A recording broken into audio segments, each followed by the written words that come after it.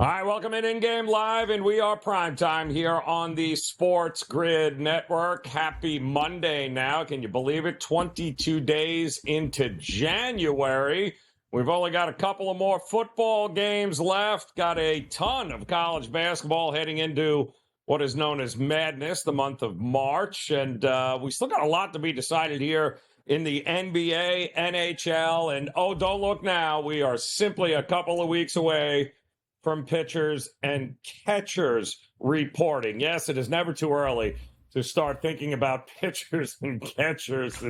I can't even handle it here. Joe Raineri alongside Scotty Wetzel here. We'll cover you for about the next hour and 55 minutes here, but I'm still trying to wrap my head around, like, football season's done here, Scotty. We got a couple more games left, 3 more games, and that's it, man. I mean, it's hard to believe, but pitchers and catchers will be ready here in about 3 weeks in South Florida. It's nuts.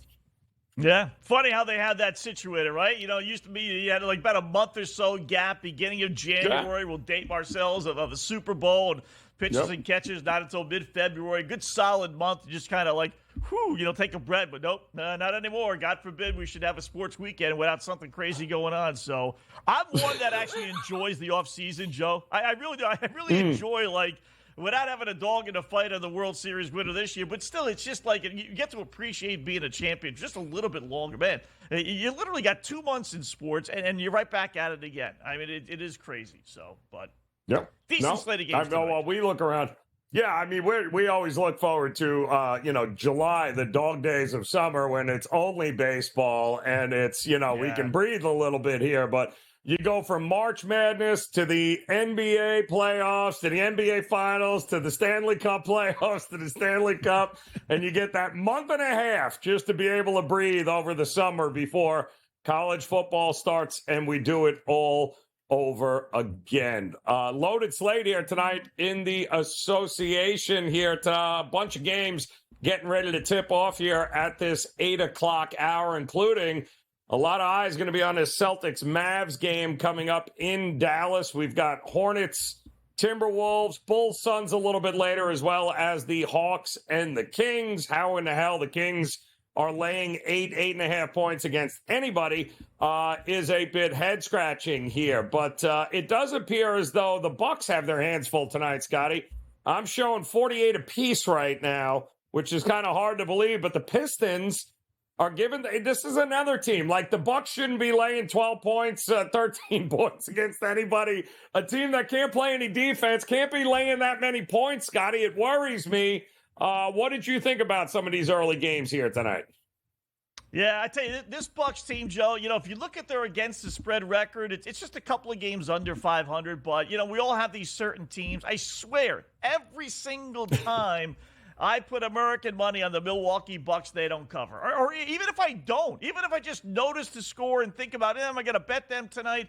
And I don't know how they have a 500 basic record against the spread, because they never cover. They didn't cover, a couple of days ago against this same Detroit Pistons team. I didn't play them tonight because, no matter how bad Detroit is, it's tough beating a team 2 times in 3 days, right? You're really asking for a lot.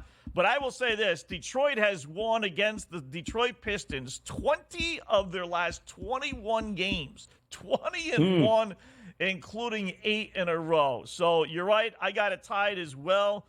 Line is down to 9.5. Money line, it's still minus 520. But, I mean, are they really going to lose? Are they going to actually lose outright to the Detroit Pistons? So I was looking at that. I like the Celtics on the road. For whatever reason, the Dallas Mavericks don't play well at home. Little hunch bet. They haven't played since last Wednesday because they had the Golden State game on, I think it was Friday or Saturday, get postponed. So they've been off almost a week. And I'm just thinking the shots aren't quite going to be there, Joe. The legs might not be there. So I like Boston, and I like the under in that game as well. At least I don't know if it's changed, but Porzingis out in that game. Holiday was questionable for most of the day, but Brown and Tatum will be ready to go. But more importantly, you've got Doncic, you've got Kyrie ready to rock and roll here. Almost no injuries to report on the Dallas side, which is kind of crazy outside of Seth Curry, but who the hell knew he was still in the league? This has been bouncing back and forth between 2.5 and 3 most of the day. It's going to be interesting. Rest versus, a team. This is the 3rd and 4 nights, I think, for the Celtics. They've also, I think this is the 9th game in 12 days. I mean, they have been just going at it here, and we know the market loves the Celtics. Porzingis? I mean, yeah, exactly correct. Exactly correct. This guy 60? The guy was good enough, Joe, to score 32 points last night. I mean, what happened from the game? The game ended, so he got into the locker room. Did he twist an ankle? Did he pull a hamstring? I mean, I don't understand this. Well, you can't say, all right, you know what? You're not going to play 30 minutes tonight. You're probably not even going to play 25, but we're going to cut your minutes down because, you've had some injuries and what have you. But you're going to be available, though, second half, fourth quarter. I don't understand just shutting these guys completely down, Joe. I'll never understand that. Well, I think they had to extend a lot of energy last night in that game because Houston just would not go away. So Derek White, 35 minutes, Tatum 35, Brown 30. So they had to empty the benches. They had to go at it last night to be able to close that out. They eventually did. Didn't cover, though, as they were laying that 12 in that 116-107 game. But Porzingis is going to get the night off. Still waiting to see here if Holiday is gone because I don't know. They've been making him questionable, too, which is right. A little bit head scratching there, but they are going ready to rock and roll here as they're getting ready to tip, and so is what I think happens to be one of the best teams that nobody talks about. It doesn't feel like with the Minnesota Timberwolves laying 2 touchdowns now. It looks like against the Hornets as they're getting ready to go in Minneapolis there, but gotta love this Timberwolves team. I love any team that doesn't mind playing defense. I'm a little worried about the consistency offensively, but as long as you have Edwards on your team, you're going to have an opportunity to get some points on the board. But this Hornets team is it's god awful, Scotty. Yeah, they are bad. And Joe, they got 3 guys that average around 20 points a game, Exactly. and Ball, if he could ever stay healthy, and Bridges and Rozier. I mean, so seemingly on paper, but, we all know averaging 20 points in 2024 is not the same as averaging 20 in, 1994. Everybody, I guess, averages 20 points a game. So up to 14. Yeah, that's the one thing I like about this Minnesota team, right? They win on defense. They can actually play defense, which is such a, rarity in the NBA. Yeah, it doesn't take 140 points to have to win a game, which is great that they play at least somewhat of a game that resembles both sides of basketball here. We do have the Sixers and the Spurs at the break in a close game. We'll run down that scoreboard when InGame Live Primetime continues here on the Grid.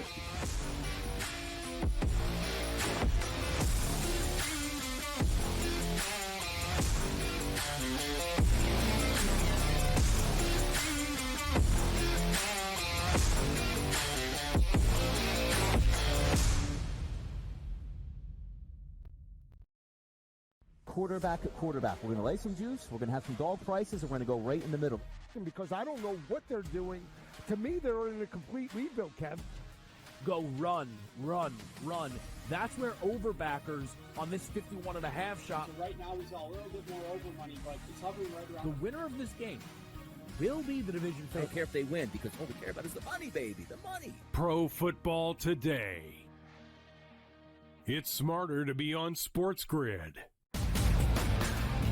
Last year, the Purdue Boilermakers upset by the 16 seed Fairleigh Dickinson. Is history going to repeat itself? Purdue is capable of winning 6 games in the NCAA tournament, but the fact is, until Purdue proves that it's capable of not just advancing, but advancing far in the bracket in March, this is going to be the storyline. And I've said that to you throughout the offseason. The Early Line.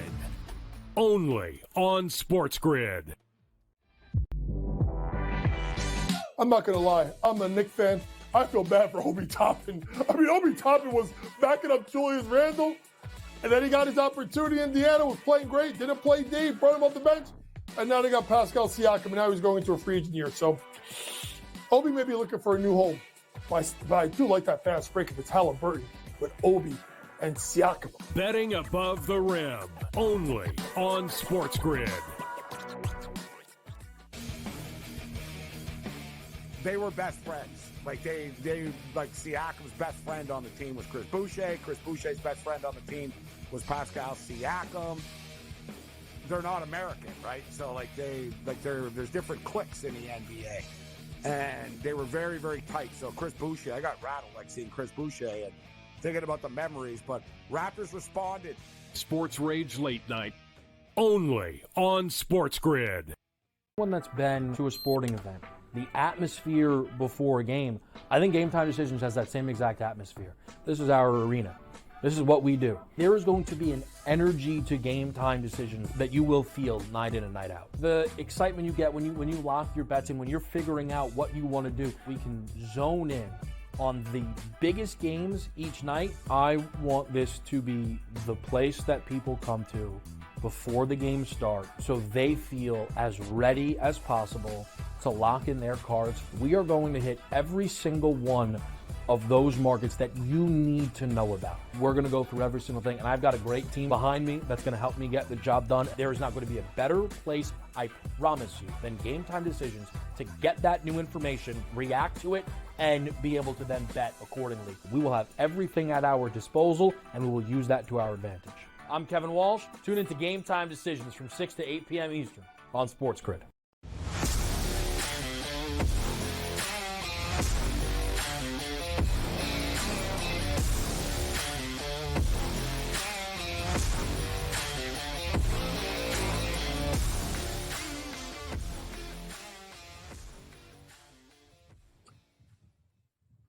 All right, welcome back in-game live. We are primetime here on the SportsGrid Network. Some of these early games in the NBA are at the break. We'll run down that list for you here coming up. But first, love this segment here. We've got ourselves a little black cloud of nobody better than Mr. Opposite Picks. Can't wait to hear this one. Let's check it out.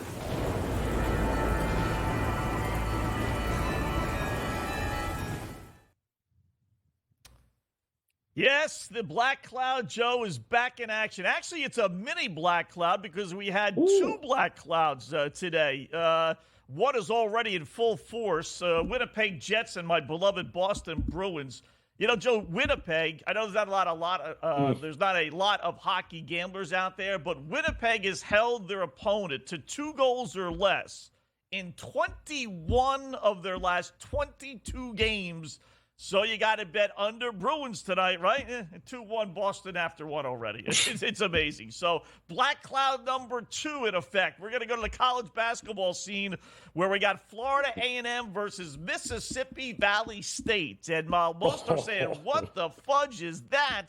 I will tell you, they're only laying really 5.5. You're going to assign to 6.5, but it's down to 5.5. Mississippi Valley State is 0-18, winless. I mean, you're talking about losing to Topeka High Grammar School, Topeka High Kindergarten. This team can't beat anybody. They don't cover the spread, and now I'm laying less than 10, albeit with a 2-win Florida A&M team, but that's okay.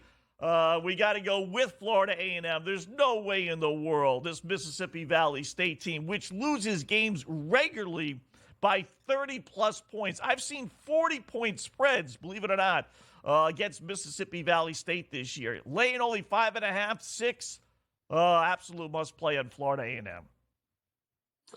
Got to tell you, Mississippi Valley State is just a gift that keeps giving. If it's not under, it is – Junior said, there are some teams, Scott. Usually, when you bet these smaller conferences, these smaller teams, you try to, you want to watch the game, and there are some packages that you can get, online. But there are a handful of schools. If you bet them and you want to watch this game, you gotta go to the deep end here to try to dig it up online, and it's usually like one of the parents in the stands sets up a camera and is streaming it on YouTube. But Mississippi Valley State, if you guys want to give yourself a good laugh, just look it up on YouTube and listen to the two kids. They must be like, I don't know, 17, 18 years old. They're wannabe broadcasters. And they go play-by-play. It is literally the funniest thing that you will hear all night here with some of them, because it's about as real as it gets here, Scotty, and the way they just ripped this team. They have not won a game probably since they've been alive, these two kids. And yet this is exactly, they're calling play-by-play, Scotty. It is some of the best and funniest play-by-play color stuff that you will hear trying to explain Mississippi State Valley to people who have no idea who they are. I got to tell you, it's well worth looking up, and they're always well worth betting, too. At least some combination of team total under or full game under.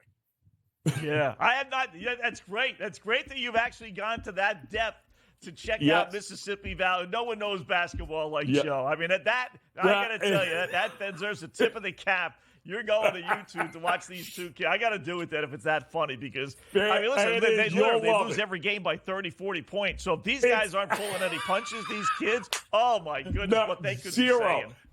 Zero punches, Scotty. And every time they make a bucket, it's like the whole house is coming down. There's literally nobody in the gym at all. There's nobody there. There's no crowd noise, and there's just these two kids. And it is the funniest thing that you will see here. I mean, 50 some odd college basketball teams, right, that you've got on any given moment. It is, not all of them are making, the ESPN Plus app, so that's for sure. And if you're not, kind of like Merrimack, where I think, didn't we just in the past year realize where Merrimack was and that they even had sports teams here? So they've, not all the schools have made it yet, but I think Mississippi Valley State, when they do get their first win, they might as well shut the program down, because it's never going to get any better than that here. What did you do on the ice tonight? You mentioned the Bruins there, and they are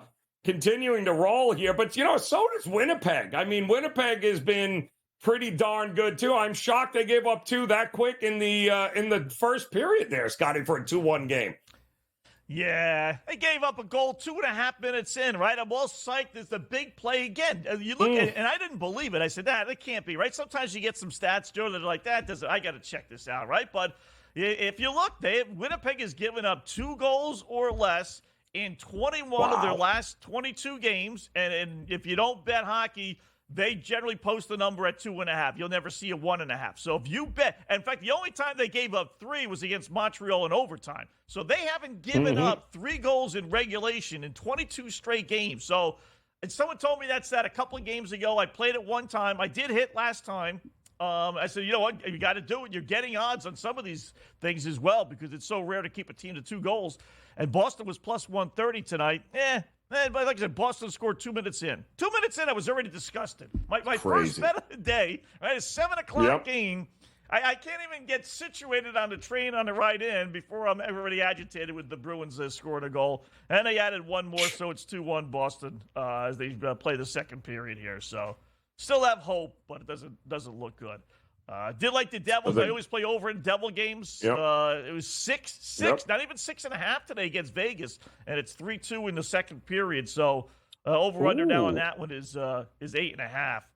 Grab Vegas plus 230 if you want on that one. And I played a little hunch on Florida tonight. They're going to start here. In fact, they're underway. No score. Florida-Nashville. Florida, as you know, playing great hockey, and even Nashville's been a big surprise this year. So that's a pretty good game. Yep. Yeah, very good game. In the Panthers, it'd be nice if they, didn't give up 5 goals like they did to Minnesota the other night and have to try to come back, giving up, power play goals left and right.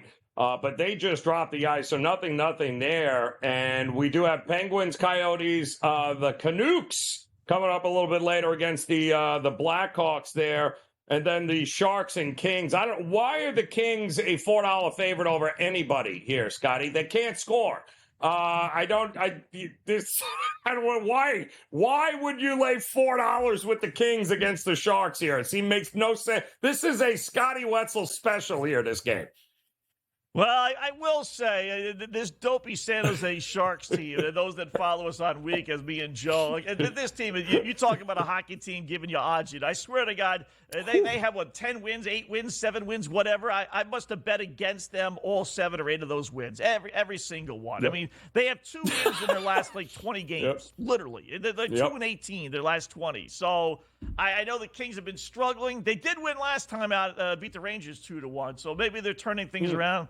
You're right. I wouldn't be laying 4-1, but you put them in a parlay with Vancouver, and now you're talking about a minus 190. Is Vancouver really going to lose to the Blackhawks? No. LA's beaten San Jose 9 of the last 10 as well. I mean, are they really going to lose to the Sharks? That's what I'm doing. Did you bet them? them? Vancouver, LA parlay. You bet them. So the Sharks are going to win now. 11 wins for the Sharks, 14 wins for the Blackhawks, and that's it. It is completely mushed here with those 2 teams. Unbelievable. And it was so funny. You lose. This is what happens. If you lose to the Blackhawks, you end up firing your coach at the end of that game, and then you come back and you win on the road. You win at home against Dallas last night. I'm wondering if you are going to be following that now, the old fired coach winning streak here. The Islanders got one done last night with it, so we'll see if they can get it done again, and we'll get you caught up here in the association next here on the Grid.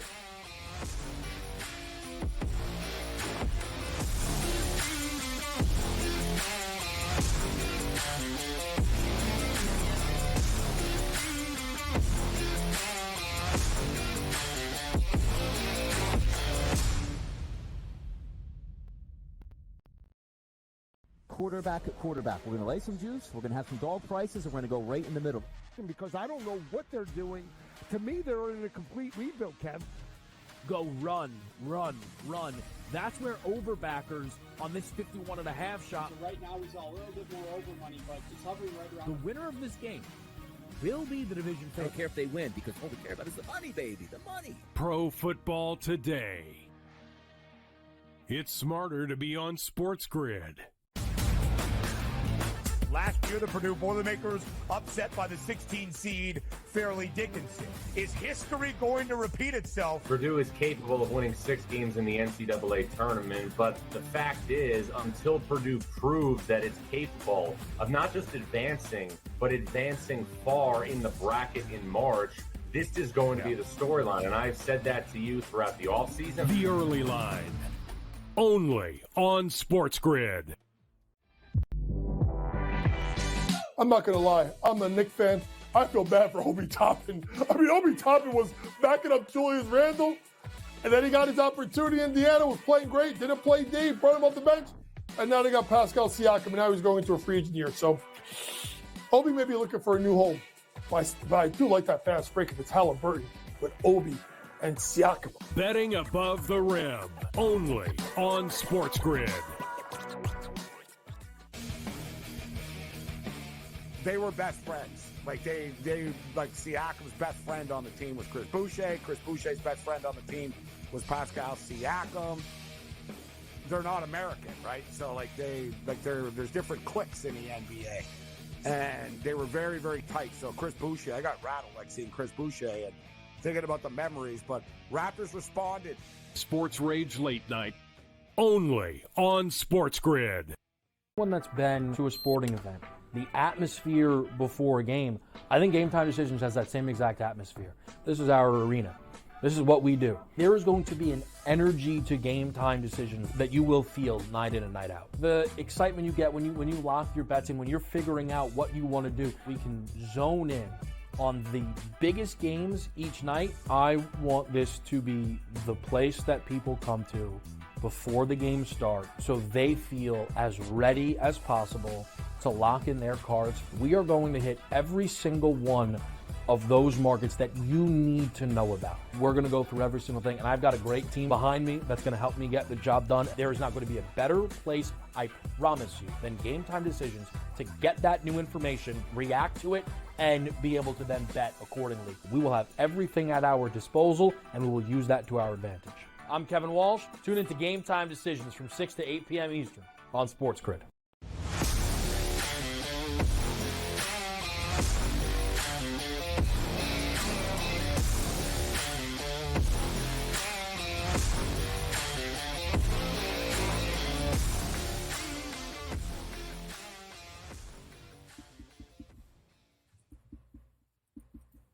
All right, welcome back in-game live. We are PrimeTime here on the SportsGrid Network. Joe Raineri alongside Scotty Wetzel, and we welcome in the one, the only.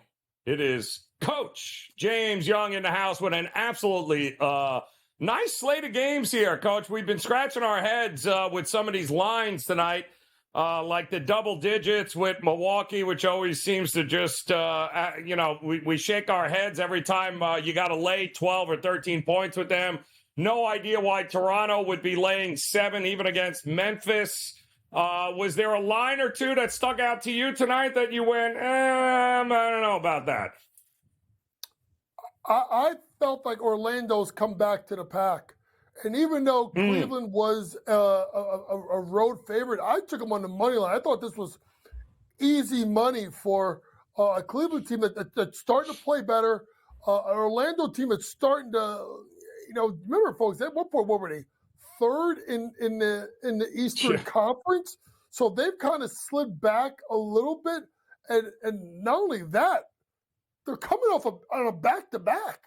I know that it's the same building, but Cleveland's a tough defensive team. So I thought that.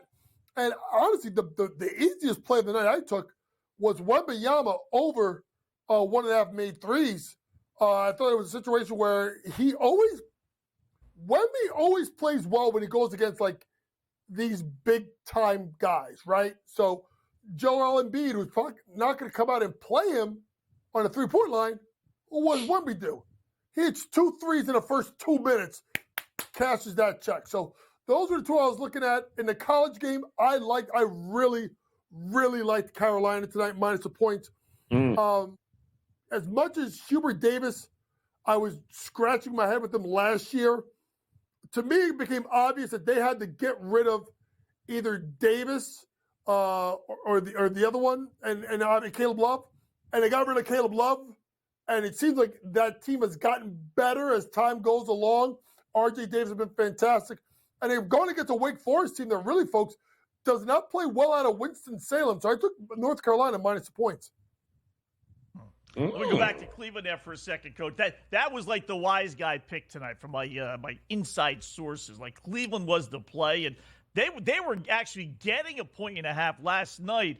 So I look at these lines at night a lot of times, and I said exactly what we said. It makes no sense. They had won 7 in a row. They're going for their 8th straight win. They were off yesterday. Orlando not only played, but played rival Miami, so you know there's going to be a little bit of a letdown.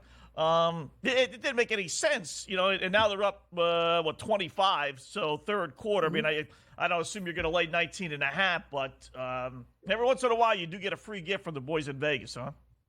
You do, and I just think sometimes, Scotty, you can't overanalyze things, and I think that's what becomes tough in this market, folks. Is you start overthinking.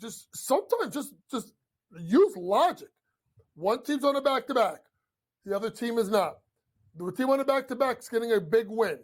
The other team had rest. The team beat Miami. Let's be honest, guys. Miami's not that good. Like, this is not the Heat teams of the past. They're a year older and maybe not a year wiser. And plus, it was the fact that, if I'm not mistaken, Orlando was 0-3 against Miami. They had to win at some point. So you go put your eggs in that one basket, and then you have nothing left. So, to me, it was a pretty simple play. Another play that tips off at 9 o'clock. I don't know if you guys talked about it. I love teams that go on the road ranked and lay stinkers, and then they turn around and they come back home. I know Cincinnati's been tough.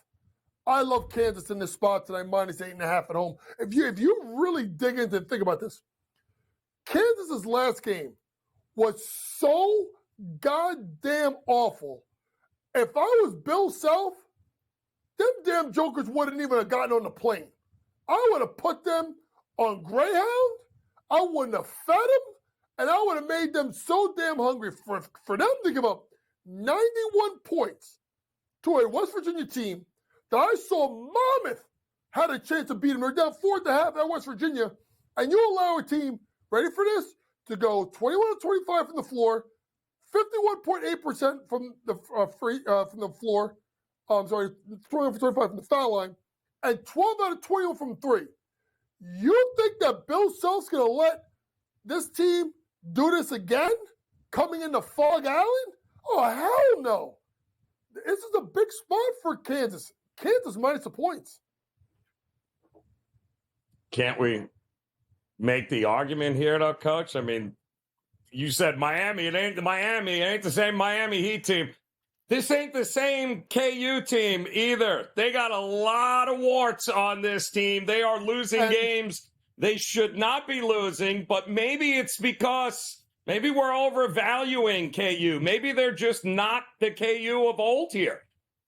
I honestly think it is their defensive tenacity is what needs to be questioned. And they have these like moments where they're like, but if you think about it, right, the 65-60 loss, they turn around and they beat Oklahoma at home by 12, cover the spread, and they go blast Oklahoma State by 20, what is it, 20, 35, 25, 24. Oh, So stop. The three of us could blast Oklahoma State. Stop it. I know. Stop it. I know, but I do think if you look at it, right, Cincinnati is done, and it's amazing, guys. You know, people want to talk about Houston, you know, and BYU, like, you know, Cincinnati's been pretty good so far and competitive. You know, they have some wins. I think they lost by Baylor by 2. I just think that you're going to run into a situation where this has got to be a spot where they got to play better. And I want to explain something to folks. And I think I want to talk about this on my podcast next when I record on Wednesday. I am starting to hear the other reason why NIL is not good for college basketball. It is taking away the motivation of these players. And I want people to understand something. When you went high major Division I, you went because you wanted to get to the NBA, right? Or you wanted to go to Europe. Now these guys that are fringe first-round picks, they're staying and they're getting I'm hearing stories of at least $600,000 just to sit down with a high major transfer. So these kids are getting $800,000. I heard about a high major player in the SEC and almost quit 2 weeks ago. High major player. I'm not going to say his name because I'm not going to reveal my source, whatever. High major player was going to quit. And then they told him, you lose your NIL money. You know what? Kid showed up and played the next game. So that tells you what's going on here, where these kids with the NIL money, it's starting to make it really bad. And shout out, I hate to see what happened to Stubblefield at DePaul. That is a no-win situation in the Big East. They don't have the travel budget. They don't have the recruiting budget. And guys, they don't have the NIL budget. I guarantee you, Cam Spencer from UConn and the 4 transfers for Nova probably got more NIL money than all the kids that DePaul got combined. Individually. There's any one of those 5 kids. You can't compete. And I wonder if there's going to be a time. I'm sorry, I'll get off my soapbox right now. I wonder if there's going to be a time, folks, where we're going to see conference realignment because of the NIL. Because teams in the same league can't compete with each other. Could happen, especially a basketball school. You know, DePaul not even a football school. How do you put that genie back in the bottle, Scotty? How do you put that genie back in the bottle? It's, you know what I mean?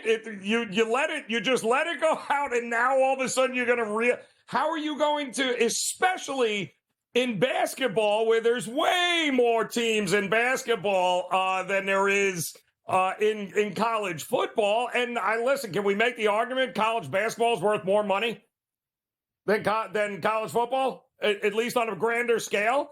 You know, but how are the DePauls going to compete with? You know, how is Murray State going to compete? How is Wichita State going to compete? So what are you going to get? And why is a kid who ain't playing? Why is he going to stay even with the money and not play when he can go and transfer in a year and just say I'll go someplace? How do you build a team and camaraderie that way? Well, that's a tough thing because I think really quick, you have to re-recruit your kid. And I had to go through this. This is why I'm happy I'm not involved anymore. You got to re-recruit your kids as much as you have to recruit new kids. And I think here's the thing you're going to find, folks. Because of the transfer portal and NIL, you will see more craziness in March in the tournament because these low to mid-major teams are going to get better freshmen, but then it will become the minor leagues. They will transfer up, and that's eventually why the high majors have to go into their own conference and do it that way like they do in football because the disparity is going to be too great. Give me a winner, Battle of Long Island, Coach. Hofstra versus Stony Brook. For most people, no big deal, but it's a biggie. How's Hofstra not going to win by my boy Speedy Claxton by more than 3.5? Hey, look at that. We got a graphic on that. There you go. Speedy's done a great job. I like Hofstra. By the way, for Stony Brook, shout out to the women's team at Stony Brook. That coach has done a hell of a job. I know Steve, one of the assistants, they've done a great job. They built that arena out in Long Island. Hofstra, you saw at Stony Brook, they were building a new arena. I know you're right by, the National Coliseum. You got to get a new arena at Hofstra. You can sell some tickets. They ain't building an arena at Hempstead. Stop it. You got to be kidding me here. All right, Coach James, InGame Live returns. Stop it. Not happening. Bring the football team back.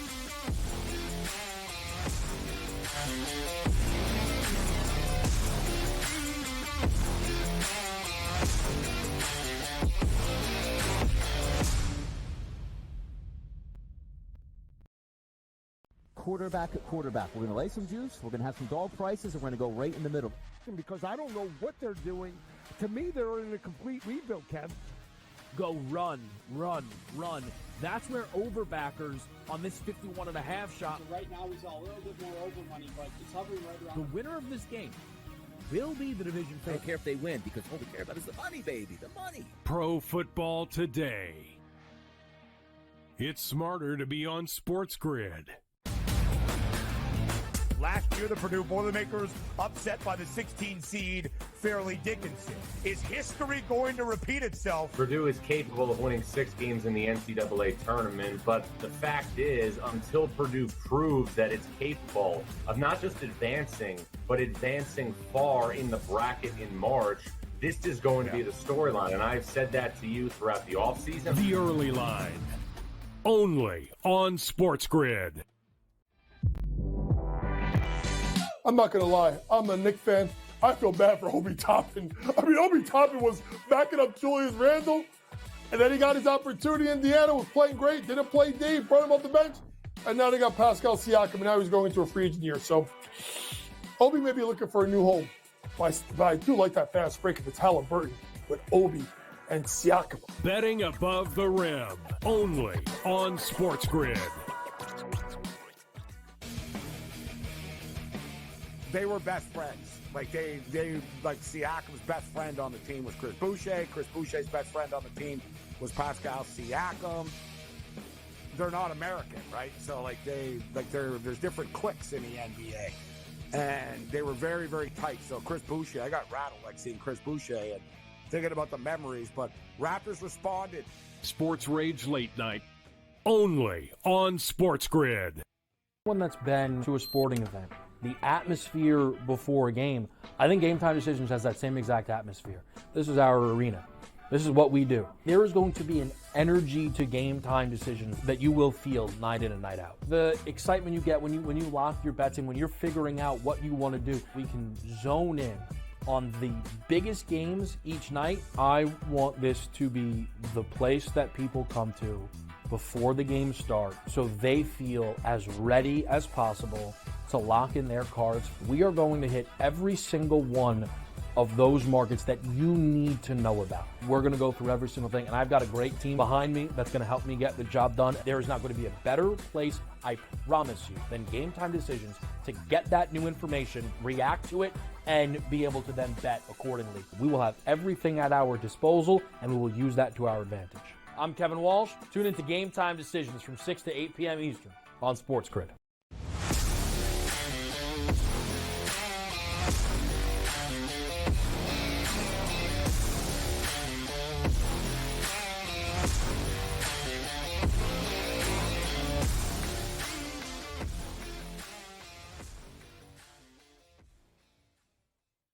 All right, welcome back in-game live. We are PrimeTime here on the SportsGrid Network. Joe Raineri alongside Scotty Wetzel. We do have some breaking news here in the NFL. Couple of headlines here, actually. One is that they are now reporting that maybe Deebo Samuel of the 49ers 50-50 to play, even though the I guess the MRI came back. No structural damage to the shoulder, but if you're telling me 50-50, I'm going to guess that's a lot closer to 20-80. He's not playing. But it also appears here that we've got ourselves a new head coach heading to Tennessee here. And it looks like the former Cincinnati Bengal offensive coordinator there Callahan is now heading over to be and take over the Titans organization. And Shane Waldron there, Scotty, will be the new Chicago Bears offensive coordinator. I'm going to guess because he's going to help develop Justin Fields. Is that make sense, or is it going to be Caleb Williams he's going to groom here? It's going to be one of them. The question is, which one is it that Shane Waldron's going to get to work with? Yeah, and whatever happened to the rumors about what's-his-face, the former Arizona head coach? Thought he was going to switch over, the offensive coordinator with USC. Good point. Does that mean now they're not going to get Caleb Williams? It's really, Joe, here's the problem with that. It's really a great debate. It's not necessarily Fields versus Caleb Williams. It's Caleb Williams and draft choices versus Justin Fields and a draft choice. Now, because you trade Fields, I don't doubt you could get a number one for him, right? It's a real good number. You could, the way he finished up, showing some promise. There's got to be an offensive coordinator, head coach out there that says, yeah, you know what, we could work with this guy. So we'll give up a 1 or 2, maybe a 3 even. And then the Bears could still take, Caleb Williams number 1, and in addition to get all those draft choices versus keeping Fields and then using the number 1 all by yourself and taking a wide receiver or whatever. But it's an interesting little dilemma there. Interesting. And then Brian Callahan. Now, I don't think he's related to Bill Callahan, but that's his son. Going to Cincinnati. It is. That is his son? It's his son. Didn't realize it's his son. Yeah. Yep. All right. So he's grown up in the in the industry. So listen. You like what Cincinnati's done, right? So young guy. Why not? You want to change the culture a little bit over in Tennessee as far as, maybe looking to throw the football a little bit, work with Will Levis. I don't think he's any good myself, but, another one of those teams with a young quarterback that's kind of in no man's land here. Do we have the real quarterback or don't we? So I guess that's a pretty good move. Well, in addition to being, it's interesting, the resume, you don't realize it, but he has been the OC at Cincinnati for 5 years. But prior to that, with Bill Callahan, he got his start back with the, it looks like the Denver Broncos when he was an offensive assistant when the Broncos won Super Bowl 50. So listen to the quarterbacks he's worked with. Peyton Manning, Joe Burrow, Matt Stafford, Derek Carr. He was with Detroit. So he is, he's not, he's around the block. I think he's the 6th youngest kid. But to your point, Scotty, with the old man, he's been around a long, long time, and those are some successful quarterbacks. And, hey, that's a good hire if you're Tennessee, because you are going to have to develop Will Levis or whoever it's going to be. You're going to have to start it from the ground up, and he has been around the block here with some quality organizations that have seen success. So it'll be interesting to go and what they do here. But I do think all eyes are going to be on the Bears because all that draft capital here. If the Bears, how long do you give them?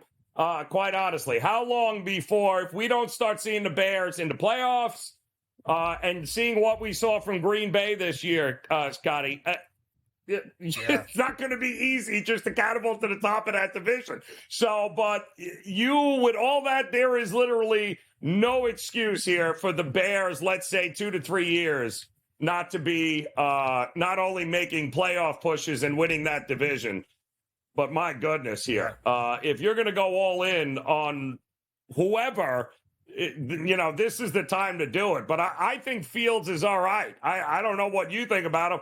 I think if you just give him some stability, the kid will be fine. I don't like him. I don't like him, Joe. You don't like him? I don't know if I'm all in on Caleb Williams or not, but I know I don't. No, I don't like Justin him. Fields. I just don't think you're going to win with Fields. I mean, I just don't. I just think And coaching matters. I hate these guys how many where coaches does he you, need? He's had 2 coaches. That's what I mean. There's zero stability in this kid's life. You had absolutely nobody protecting him. He's been running for his life his entire career. Like, it's like, absolutely, why invest in a guy? And the same thing with Trevor Lawrence. Like, you drafted Trevor Lawrence and you gave him Urban Meyer. You almost killed him. Yeah, well, I mean, what? I mean, coaching matters. It did not work out. Coaching absolutely matters here, but this guy that Callahan, defense is pretty good. When you were rattling off all the quarterbacks he worked with, you know who he reminded me of? Remember Adam Gase, with the endorsement from Peyton Manning and all the great quarterbacks he's worked with, and how did he work out? Well, it was just Peyton, really. Dolphins. Yeah. I don't know what Peyton or what he had on Peyton, but Peyton continued to give him. I mean, Peyton went to bat for this guy. Got him the Jet job. Then he got him the Miami job. Like what? Yeah. I mean, don't get it. He was lost. Nope, so, by the way, get it. little pet peeve of mine. I know this is InGame Live. We'll get back to the games here in a second, but since we're on the NFL, this is why Jared Goff will never win a Super Bowl, and this is why Todd Bowles will always be Todd Bowles, one of the worst coaches in the NFL, at least against the spread. Did you see the end of the Lions-Bucks game, Joe?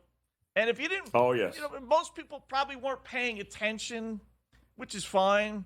But, Baker throws the interception. There's about 1:35 left in the game. Tampa Bay has 1 timeout. Now, this is one of my pet peeves, that these head coaches in the NFL couldn't pass, a first-grade arithmetic test, and I am 100% positive on that, no exaggeration, because they had an opportunity to get the ball back if the Bozo Bowles would have called his timeout.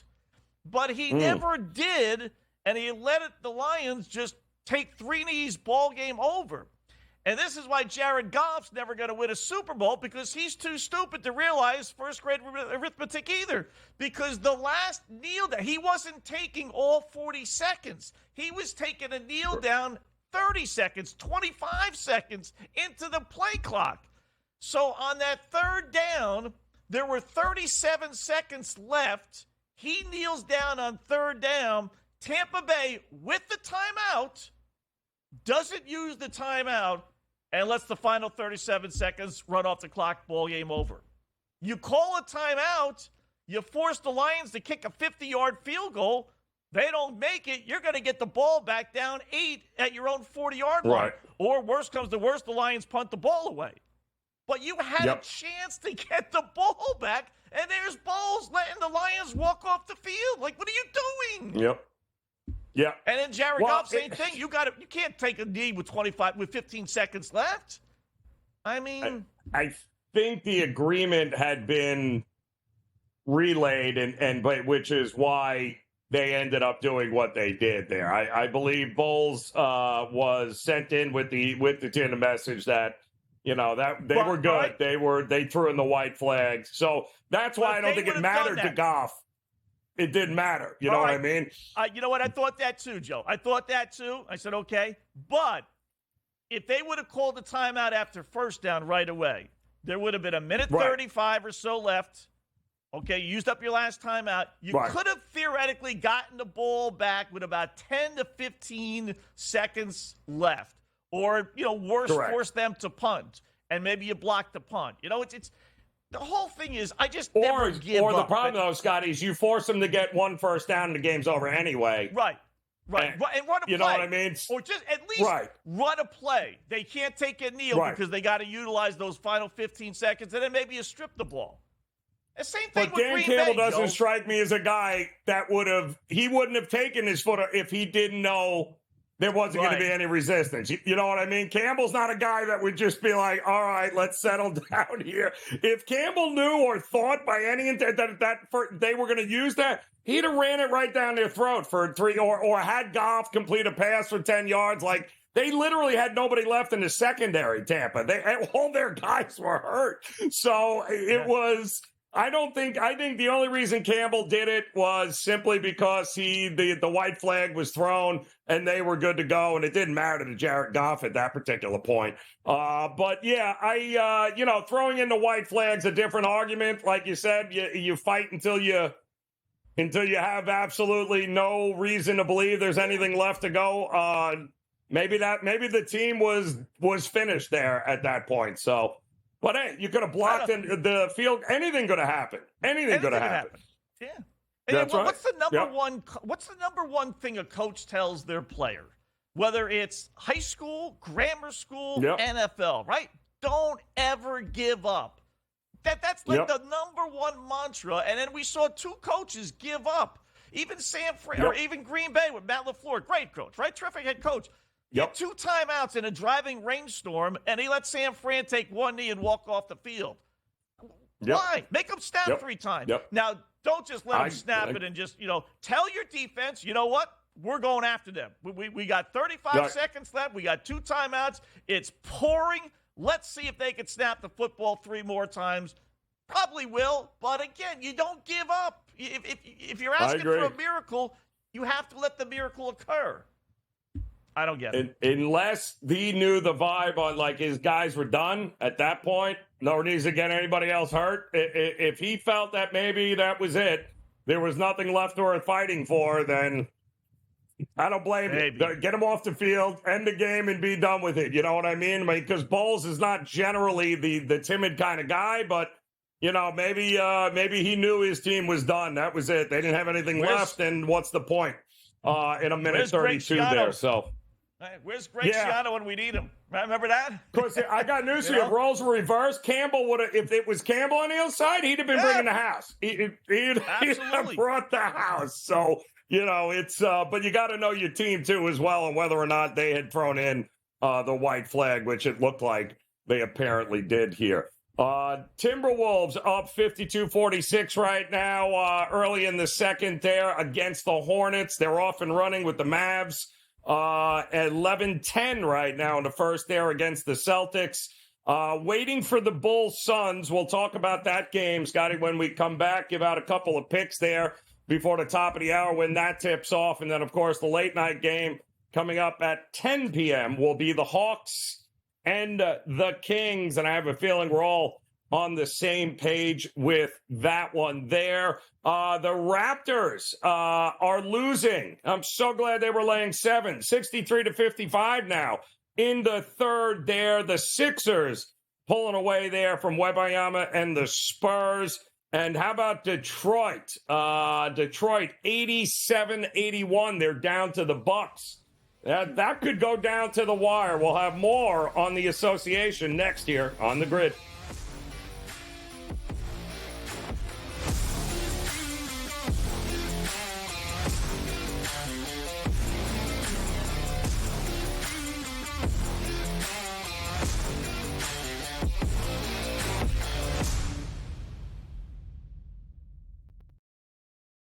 Quarterback at quarterback. We're going to lay some juice. We're going to have some dog prices, and we're going to go right in the middle. Because I don't know what they're doing.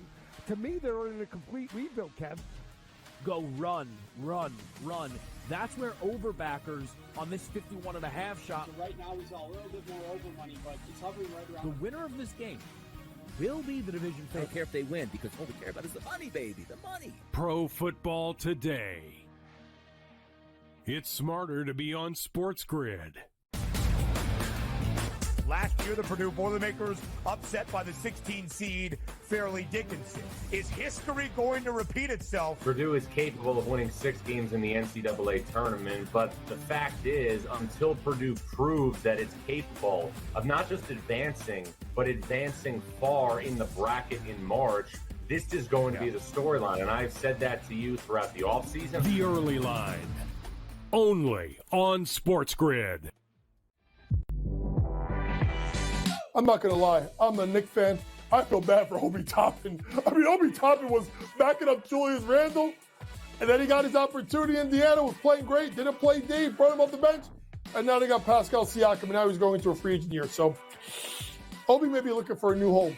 But I do like that fast break if it's Halliburton with Obi and Siakam. Betting above the rim, only on SportsGrid. They were best friends. Like like Siakam's best friend on the team was Chris Boucher. Chris Boucher's best friend on the team was Pascal Siakam. They're not American, right? So there's different cliques in the NBA. And they were very, very tight. So Chris Boucher, I got rattled like seeing Chris Boucher and thinking about the memories, but Raptors responded. Sports Rage Late Night, only on SportsGrid. One that's been to a sporting event, the atmosphere before a game, I think Game Time Decisions has that same exact atmosphere. This is our arena. This is what we do. There is going to be an energy to Game Time Decisions that you will feel night in and night out. The excitement you get when you lock your bets in, when you're figuring out what you want to do, we can zone in on the biggest games each night. I want this to be the place that people come to before the games start so they feel as ready as possible to lock in their cards. We are going to hit every single one of those markets that you need to know about. We're going to go through every single thing, and I've got a great team behind me that's going to help me get the job done. There is not going to be a better place, I promise you, than Game Time Decisions to get that new information, react to it, and be able to then bet accordingly. We will have everything at our disposal, and we will use that to our advantage. I'm Kevin Walsh. Tune into Game Time Decisions from 6 to 8 p.m. Eastern on SportsGrid.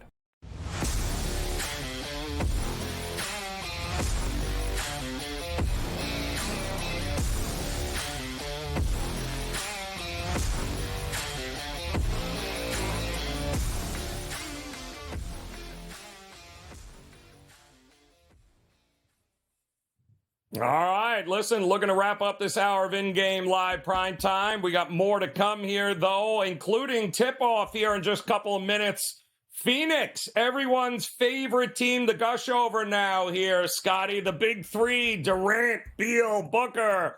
Second of a back-to-back, also laying points against a rested Chicago Bulls team that has played much better without Zach LaVine here. No way am I laying 6 in this game here or anywhere near it. I think the Bulls have a live chance here. This is a lot of basketball over the last week here for the Phoenix Suns with, shall we say, not the healthiest of guys as time goes on. Yeah, you got to figure one of those three is sitting tonight, right? Whether it's Beal or Booker, probably not Booker, Beal or Durant. It has to be. But they are going for their 6th straight win. You're right about the Bulls. They've won 3 of their last 4 road games also, and it really is a case of addition by subtraction with Zach LaVine. I mean, you know, they're winning without him getting injured recently, and then remember he missed about a month or so earlier in the year. They went 10-7.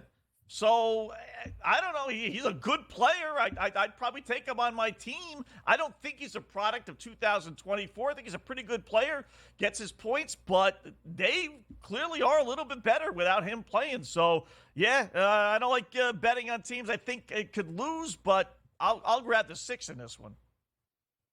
Yeah, I'm with it. And I also like, Scotty, teams that are that first game of a road trip, where they're pumped up, you know what I mean? They know they're going to be on the road for a little while. They had yesterday off. They fly in. They've been playing better basketball. I think Zach LaVine's a cancer. I think he's going to be gone here in a matter of time. And they certainly have enough to be able to be a giant pain. So I usually like to catch those teams that are beginning these 5-6 game road trips. Catch them early in those first games. They're ready to roll, and they're ready to prove something. So I think the Bulls could very well be live here. Also, late night, Atlanta and Sacramento. We'll talk about that coming up and give you an update across the scoreboard here as in-game live primetime continues on the grid.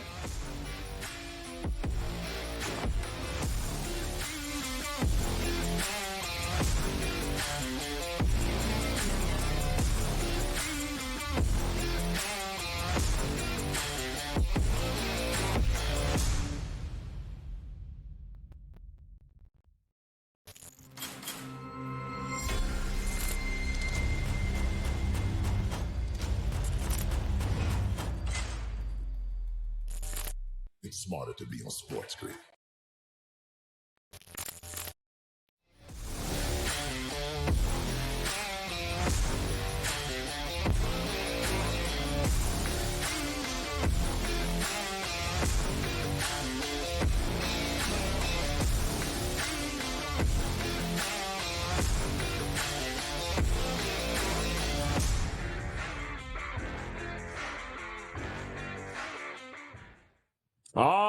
welcome back in-game live prime time, off and running on this Monday now, January the 22nd. Can you believe it? 22 days into 2024. And we got basketball, NHL, NFL playoffs. We got a little something for everyone here tonight. Some great storylines and some great games getting ready to tip off, not just in the NBA, but dropping the puck here shortly in the NHL. Scotty Wetzel, I'm Joe Raineri. Want to thank you guys for making us a part of your night here as we'll start, Scotty, in the NHL with a quick update.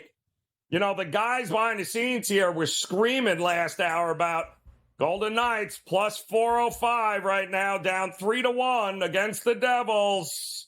Well, here we are, the end of two. It's now 5-4 Knights over the Devils. I'm going to guess you can't get them for $3 or $4 anymore. But the over, Scotty, that you talked about last hour, spot on. But where are the goals with your Bruins and Jets here? I thought we were looking at an over in that game.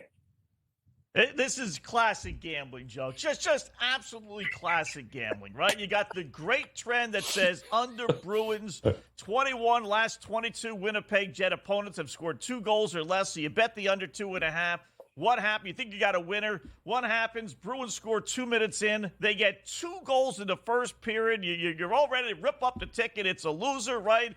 They close out the first period 2-1 up. Second period, it's still 2-1. No goals in the second period, and now I'm a couple of minutes into the third, and now the winner turned loser. They got me right back in. It's like, Godfather there. They drew me right back in again, and I got hope maybe, just maybe, the under 2.5 can hit, as that's where it stands right now. And then the under 5.5, which looked dead, obviously 3 goals in the first period because Winnipeg scored 1. That's alive as well. In fact, now it's almost 3-1 to bet the under. Minus 295 early third period. You need 3 goals. That's crazy. Still, that's crazy. So I'm back alive at least with that bet. Yes, you are. No score here. The Panthers, Florida Panthers, trying to get back in the win column there on the road against Nashville. Nothing there.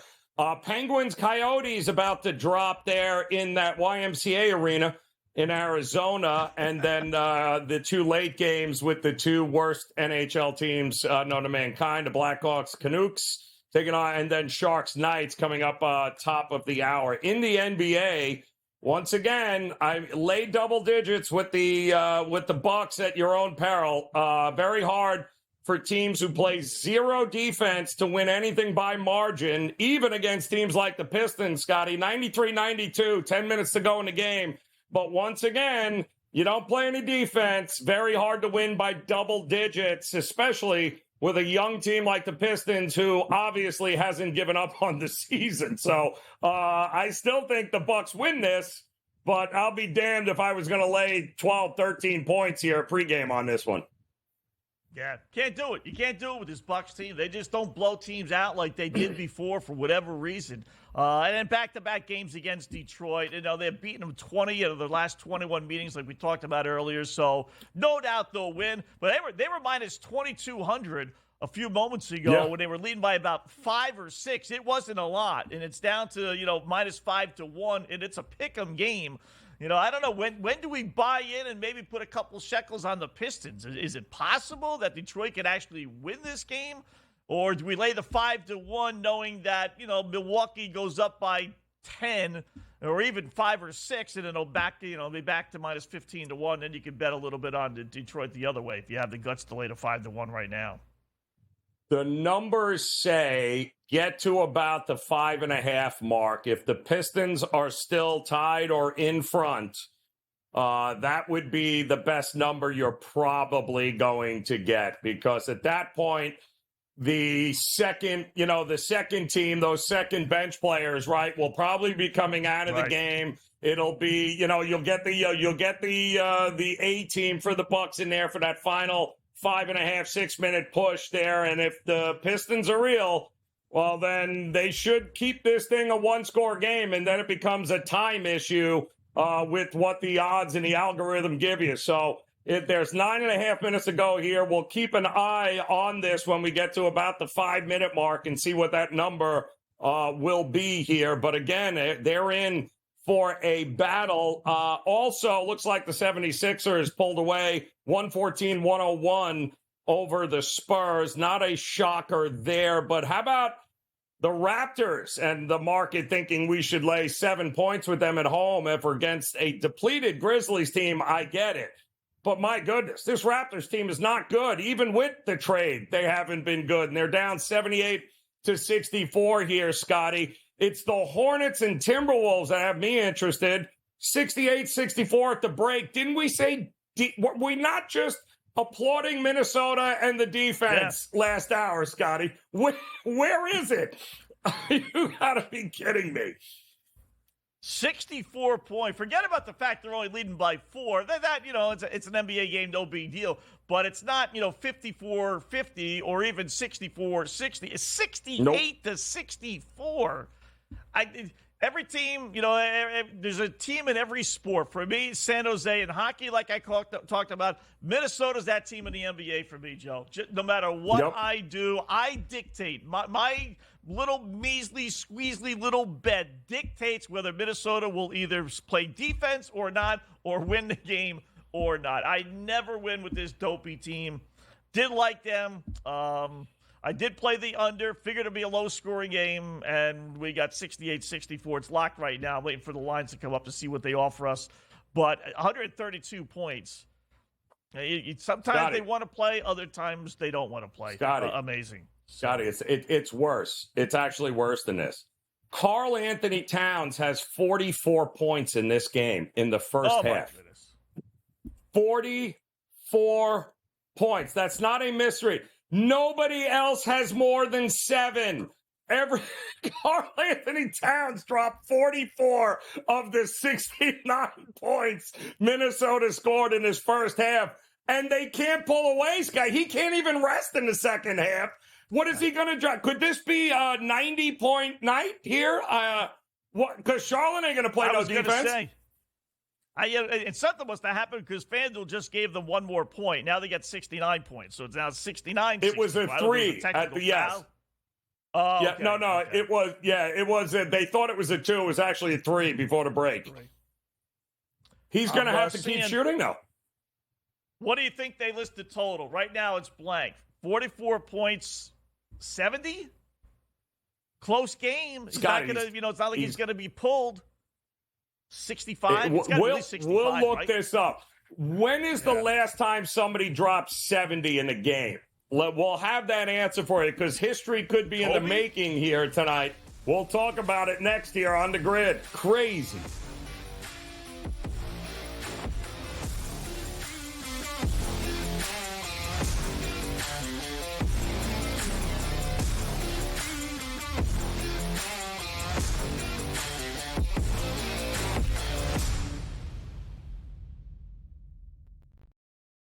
Quarterback at quarterback. We're going to lay some juice. We're going to have some dog prices, and we're going to go right in the middle. Because I don't know what they're doing. To me, they're in a complete rebuild, Kev. Go run. That's where overbackers on this 51.5 shot. Right now, he's a little bit more over money, but it's hovering right around. The winner of this game will be the division favorite. I don't care if they win, because all we care about is the money, baby. The money. Pro Football Today. It's smarter to be on SportsGrid. Last year, the Purdue Boilermakers upset by the 16 seed Fairleigh Dickinson. Is history going to repeat itself? Purdue is capable of winning 6 games in the NCAA tournament, but the fact is, until Purdue proves that it's capable of not just advancing, but advancing far in the bracket in March, this is going to be the storyline. And I've said that to you throughout the offseason. The early line, only on SportsGrid. I'm not going to lie. I'm a Knicks fan. I feel bad for Obi Toppin. Obi Toppin was backing up Julius Randle, and then he got his opportunity in Indiana, was playing great, didn't play D, brought him off the bench, and now they got Pascal Siakam, and now he's going into a free agent year. So Obi may be looking for a new home, but I do like that fast break if it's Halliburton with Obi and Siakam. Betting above the rim, only on SportsGrid. They were best friends. Like Siakam's best friend on the team was Chris Boucher. Chris Boucher's best friend on the team was Pascal Siakam. They're not American, right? So there's different cliques in the NBA. And they were very, very tight. So Chris Boucher, I got rattled seeing Chris Boucher and thinking about the memories, but Raptors responded. Sports Rage Late Night, only on SportsGrid. One that's been to a sporting event, the atmosphere before a game, I think Game Time Decisions has that same exact atmosphere. This is our arena. This is what we do. There is going to be an energy to Game Time Decisions that you will feel night in and night out. The excitement you get when you lock your bets in, when you're figuring out what you want to do, we can zone in on the biggest games each night. I want this to be the place that people come to before the games start so they feel as ready as possible to lock in their cards. We are going to hit every single one of those markets that you need to know about. We're going to go through every single thing, and I've got a great team behind me that's going to help me get the job done. There is not going to be a better place, I promise you, than Game Time Decisions to get that new information, react to it, and be able to then bet accordingly. We will have everything at our disposal, and we will use that to our advantage. I'm Kevin Walsh. Tune into Game Time Decisions from 6 to 8 p.m. Eastern on SportsGrid.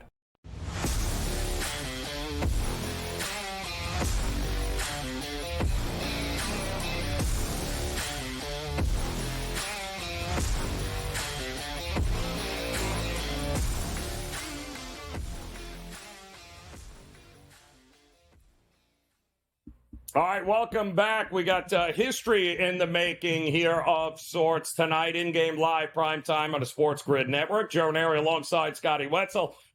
We are at the break in what is just a absolute wild game in the NBA between the Minnesota Timberwolves at home taking on the Charlotte Hornets. It's a 69-64 game. It's at the break, but what makes this game so crazy is that Karl Anthony Towns has 44 of the 69 Timberwolves points, all in the first half. He is 9 of 9 from 3. He is, and he missed 4 free throws, by the way, which is really the kicker. But they are only up, Scotty. They're only up 5 at the break. So he is going to have to come out. And the question is, we're not seeing a number posted on him. But we do know Dame Lillard dropped 70-plus, I think, last year against Houston. What is 60.5 is his total right now. What is going to change here in the second half? If it ain't broke, don't fix it, no? He's only played 21 minutes. I mean, we were not joking, just speculating. I figured at least 65, at least 21. You know, if it's a blowout, then you got to worry about him being taken out of the game. But it's not a blowout. It's a couple possession game, so you got to figure he's going to get his normal second half minutes. You tell me he's not going to get 17 points after going for 44? The scary thing is he's 8 of 9 from three-point land. I mean, anyone that cringes whenever they see a 7-footer take a three-point shot like I do, this is the worst thing in the world, because how are you going to tell him now? Wasn't he the three-point winner at the All-Star game? Wasn't he the three-point winner at the All-Star game a couple of years ago? Yeah, a couple of years ago. Wasn't he? Yes, yes, he was. Yep. So wow. You got to bet over, right? Over 60 and a half? Have to. You have to. Because you know what's going to happen too, Scotty. The rest of his guys, Anderson, Milton, they're going to feed him until his arms fall off. They are going to keep feeding him and looking to get him here. But again, Charlotte is not laying over. 62% from the field in the first half is what Charlotte is shooting. So they're not going anywhere. I mean, they're 35% from 3. Most of their damage, ironically, Scotty, is in the paint, where that's supposed to be the meat and potatoes of Minnesota's defense. And they've only hit 6 threes, Charlotte, in the first half, and yet they got 64 points. Where's the rest of the points coming from? Tallest player, by the way, for Charlotte tonight is 6'7". So you got Towns at 7'1", whatever he is, and he's got a guy that's guarding him that's 5 inches smaller. So you would think, again, right? Yep. Get down low, Carl. Get your ass down low. You got a kid who's guarding you, who's, coming up to your waist. Just dunk the ball. I'm expecting 9 dunks, not 9 3-point shots, but that's the NBA today. So 9.5 threes, Scotty, is his number right now in game. 9.5 threes. He needs 2. Right. So why are we not betting that? He's 8. He's got 8. So we need 2. Yeah. Okay. Let's go. We're in. We got a whole lot of bets to make in this game because we're rooting for total chaos and history here on a whole lot of levels. And I think we're well on our way here. Also, check it out, Scotty. We're at the 6-minute mark here. 107-105 Bucks Detroit. We're getting to that point where if Detroit's hovering in there, what's the number looking like in game for Milwaukee here? It's got to be better than what it was. 3.5 and minus 330 on the money line. Wow. Boom. There it is. Now's the time. Now's the time if you think they're going to win it. Now's the time. 6 minutes left to go. Detroit 107, Milwaukee 107. Now is the time to get it going there. Also, quite the battle going on in Dallas. We talked about this game earlier with the Celtics, Scotty, really going toe-to-toe here. They were a little sluggish in the first quarter, some defense, but they've opened it up 39-35. And believe it or not, I guess this shouldn't be a shock. I believe Tatum is he's got a pretty good game going in the first half. He's got 18 points already, still got 7.5 minutes to go. And it looks like Doncic only has 9. So they're a little more even there with the Mavericks. But Tatum seems to have really kind of taken the bull by the horns in this game. 42-35 right now. I bet you Dallas is probably a better than +3 number like they were at the Open, right? Yeah, 6.5. 6.5. But I did like Boston in this game. Coming off a home loss against Denver, good little rebound spot. Dallas hasn't played in almost a week. That's a tough, and they don't play well at home anyway for some goofy reason. So I really did like Boston. And the line, crept between 2.5 and 3.5. It's up to 6.5 now. Good start. And the over-under is 234.5. I thought Dallas would have some trouble scoring tonight. We'll see when everything's said and done. You don't play for 6 days, 5 days. They haven't played since last Wednesday. That's a tough little nugget to kind of overcome. Feels good like start for the Bulls. 11-8 over Phoenix. Yeah, good time. It feels like a good second half play coming from Dallas here if this continues, because Doncic and Kyrie aren't going to. They're not going to be rusty the whole game. At some point, they'll figure it out. Why are we not betting the over in this game, Scotty? Also, with the Celtics and Dallas, I was just worried about them being off for a week. I didn't think the legs. In the first half, I'll give you first half, but Boston ain't going to stop. Half, maybe. That's what I'm thinking. I'm thinking the over second half. By the way, can you bet triple doubles on FanDuel? Sabonis yes, I think has had a triple double for Sacramento. I can't find it. Sabonis has had a triple double for Sacramento 3 straight games against the no defense Atlanta Hawks. Yeah, where is it? But contraire, because it's amazing. We all think of Trae Young as this scoring machine, but you know what Trae Young is not? He is not a defensive threat in any way, shape, or form. In fact, he's a liability. He's out with the concussion. But what we have seen now is that since he has been gone, the offense has been obviously scores a little bit less there, but they have also clamped down. They are a much better defensive team without Trae Young. They actually play defense, Scotty, without Trae Young on the court. But they also score less. I think it's been 5 straight now. Unders for them here. And this is the final game of a homestand. I think they're hopping on a plane, Sacramento, after this for a long road trip. I don't know that we're going to get a ton of points in this game. It feels like an under to me. So I don't know if that bodes well for a Sabonis triple-double if they're actually going to play some defense like they've been doing. Yeah, I've been told he's a plus 155 for a triple-double. I don't know if that's one particular bet or if you just use all his points, rebounds, and assists adjusted. I tell you, it's got to be all three, right? Also, Joe? Yeah. The Indiana Pacers without Tyrese Halliburton. They've gone under every single game. and they haven't even come close to going over. You know, and they're still posting them in the 245 to 250 range. And last night, well, 117, 110. They're like 30 points away from going over. So, yeah, totally different team. And Carlisle loves it.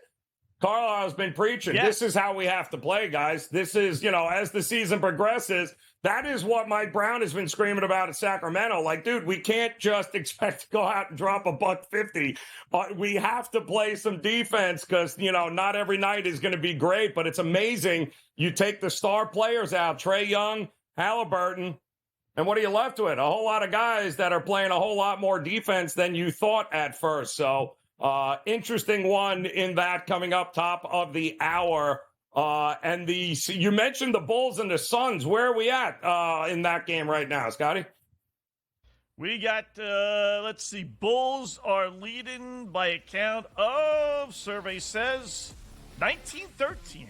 Nice. Ooh. Get you an updated number on that. In-game live returns.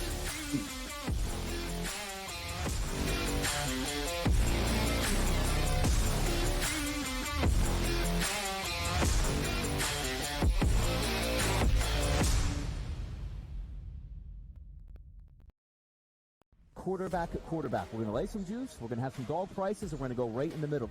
Because I don't know what they're doing. To me, they're in a complete rebuild, Kev. Go run, run, run. That's where overbackers on this 51.5 shot. So right now he's a little bit more over money, but it's hovering right around. The winner of this game will be the division favorite. I don't care if they win, because all we care about is the money, baby, the money. Pro Football Today. It's smarter to be on SportsGrid.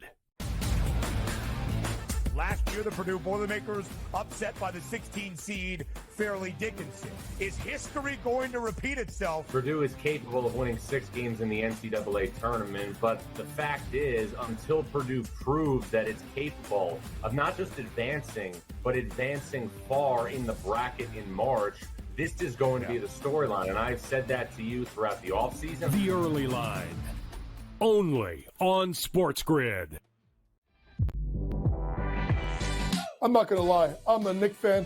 I feel bad for Obi Toppin. I mean, Obi Toppin was backing up Julius Randle, and then he got his opportunity in Indiana, was playing great, didn't play D, brought him off the bench, and now they got Pascal Siakam, and now he's going to a free agent year. So Obi may be looking for a new home. But I do like that fast break if it's Halliburton with Obi and Siakam. Betting above the rim, only on SportsGrid. They were best friends. Like Siakam's best friend on the team was Chris Boucher. Chris Boucher's best friend on the team was Pascal Siakam. They're not American, right? So there's different cliques in the NBA, and they were very, very tight. So Chris Boucher, I got rattled seeing Chris Boucher and thinking about the memories. But Raptors responded. Sports late night, only on SportsGrid. One that's been to a sporting event. The atmosphere before a game, I think Game Time Decisions has that same exact atmosphere. This is our arena. This is what we do. There is going to be an energy to Game Time Decisions that you will feel night in and night out. The excitement you get when you lock your bets in, when you're figuring out what you want to do, we can zone in on the biggest games each night. I want this to be the place that people come to before the games start so they feel as ready as possible to lock in their cards. We are going to hit every single one of those markets that you need to know about. We're going to go through every single thing, and I've got a great team behind me that's going to help me get the job done. There is not going to be a better place, I promise you, than Game Time Decisions to get that new information, react to it, and be able to then bet accordingly. We will have everything at our disposal, and we will use that to our advantage. I'm Kevin Walsh. Tune into Game Time Decisions from 6 to 8 p.m. Eastern on SportsGrid.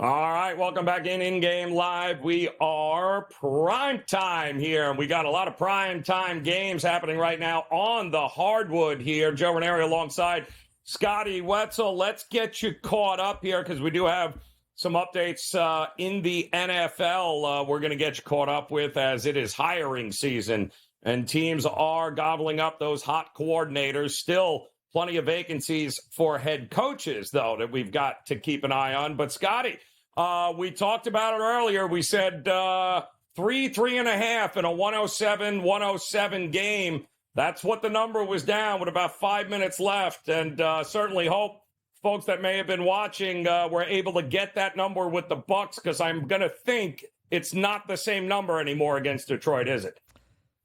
10.5. They're up 11, 122-111. They may cover the original number. You know, that's how, like, these teams, Joe, when they decide to turn it on, they flip a switch, 4 or 5 minutes left. Okay, you know, we screwed around enough. Yep. We played ball, kept their fans interested, kept the TV people happy, you know. So true. Everyone gets to score. Now let's go win the basketball game. And that's, you know, 122-111, 2 minutes left, 10.5. Wow. Mind-blowing, Scotty. It's absolutely mind-blowing. We also told you, guys, that 90-71, it's a blowout. Grizzlies over Toronto. We did not like that number to begin with Toronto laying 7. But really the story right now is the Timberwolves and Karl Anthony Towns. They just started the third quarter. 2 more points. And already he's got 2 more now here, Scotty. Karl Anthony Towns dropped 44 of the 69 points they scored in the first half. And they're still only up 5 here, Scotty. 71-66. Bridges is also trying to do his part to make this a close game. But I would imagine we said over 60.5, the in-game total for him, Karl Anthony Towns. I think he gets it by a mile. And 9.5 threes. How many does he have? 8? 8. Yeah. He's they got the number at 62.5. It was still 60.5 even after the bucket. Yeah. Towns 48. He's got another bucket, Joe. I'm telling you, this kind of reminds me. There was a game, an NFL game, a Thursday night game or Saturday night game or something goofy. I forget. Lousy quarterback. I forget. Who needs the details? But guy threw for like 250 yards in the first half. And they posted a number like 275 for the game, for the rest of the way. I'm like, how is this guy not going to throw for 26 more yards? Are you kidding me? He threw for like 10. So it was a loser. But this kind of reminds me of that. I mean, he's got 48 points. Any kind of thought of, okay, maybe his shot won't be there after halftime. Forget about it. He's clearly hit a couple of shots. And they're giving you 62.5 in a close game. You know, how's he going to lose unless he gets hurt? Which is, you know, everybody you got to worry about that. But he's going to go for 70 we also tonight. said, I'm going to keep on playing the overs. Add another 2, Scotty. He's up to 50. And I'll tell you, as I'm watching this game right now, I'll tell you what's going on. Exactly what we thought. Remember, you know, reminds me of that final Kobe game, right? Where everybody on that court did everything possible to get him the ball and let it. They are giving it to Karl Anthony Towns every time down the court. They're looking for him, and mostly because you said it. How tall? The tallest dude on the court for Charlotte is how big? What'd you say? 6'7"? 6'7". 6'7". Yeah. They are feeding him down low. And it's still 62. Unbelievable. He's got 50 points in the first 3 minutes. To think he's not going to get 13 more points. You know, nothing's a lock in gambling, Joe, but this is as good as it gets to me. I mean, holy fudge. What can happen? He's got no fouls. You don't put him in foul trouble. Yep. He's got 1 foul. He just fouled Miles Bridges, he's got 1 foul, but he's only played 23 minutes, right? He played 21 minutes in the first half and had 44. He scored almost 2 points a minute there on the court. So, and they are doing everything in their power to feed him low because he's getting no resistance under the rim. So they are basically, nobody's hacking him, right? Nobody is doing anything. He's getting what he wants under the rim right now, and it's working. We also have what's interesting in Boston, too. Just find out, guys in the back, find out what the Minnesota team record is for points. Because these guys do know this stuff.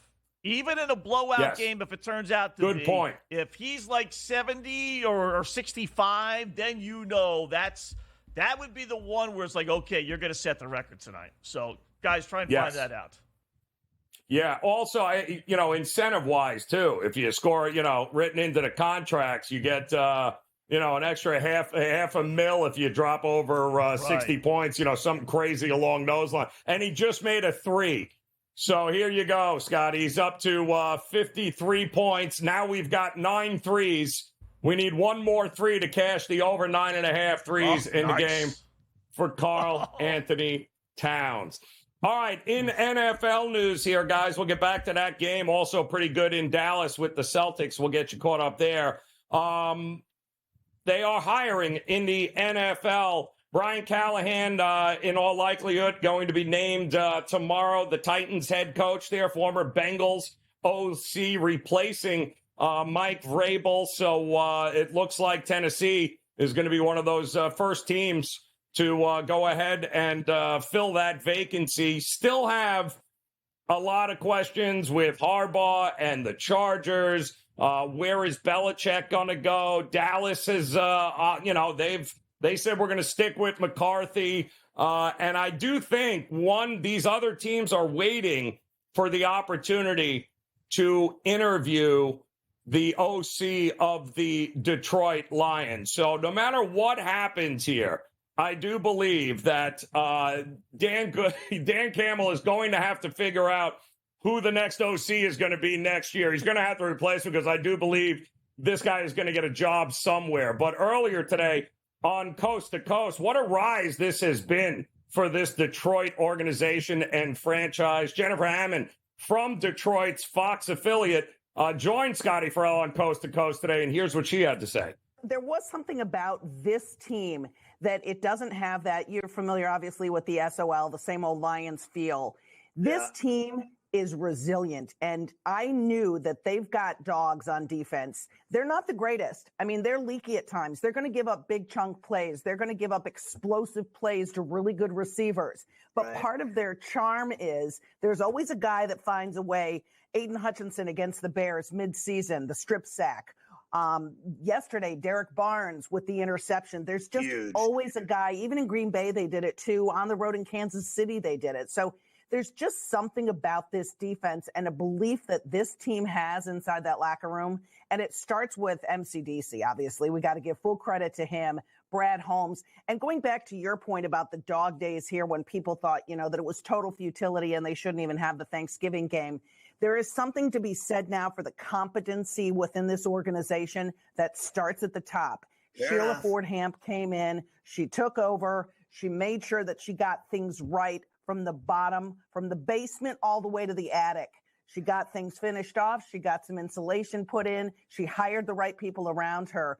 And you know the story. Everybody was kind of making fun of Dan Campbell when he was first hired here. But that is not the tenor anymore in this city. Yeah, I mean, it is a rags to riches story if we've ever seen one there, Scotty. It's amazing.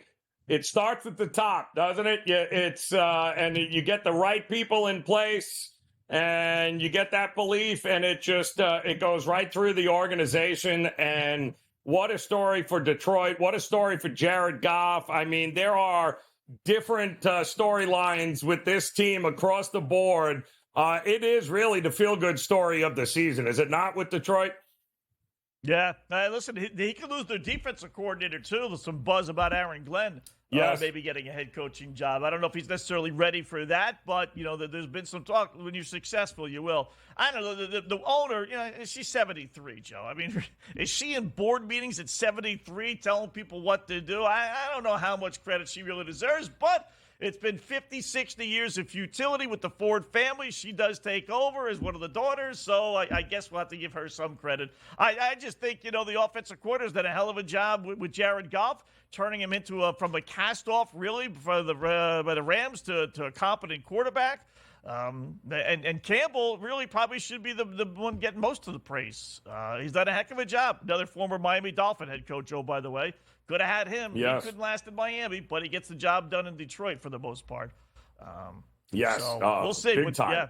Yeah, I think they're the Cinderella story, obviously, left, right? It's just a great story. And I think they're built, to make a run. I don't think they're going away anytime soon. I mean, Jared Goff, they were mentioning it. Did you realize Jared Goff has been in the league 7, 8 years? It's he's still a young dude. I mean, he's still got a good, 5 years of his prime. So if you got to be so worried about quarterback, they drafted correctly with Gibbs and Jamison Williams. I mean, they've done all the right things. They're young on defense. They got the coach. Now we're going to see if Dan Campbell can do, well, unlike what Sirianni did. He lost both his coordinators last year and hired 2 duds. And look how well that turned out for him. So that next hire for Dan Campbell next season is going to tell us a whole lot, since he doesn't call plays. But he's going to need to make sure he gets the right guys in if he loses both of those coordinators. All right, we got an update with the Minnesota Timberwolves and Charlotte Hornets. Can Karl Anthony Towns get 70? We'll let you know next here on The Grid.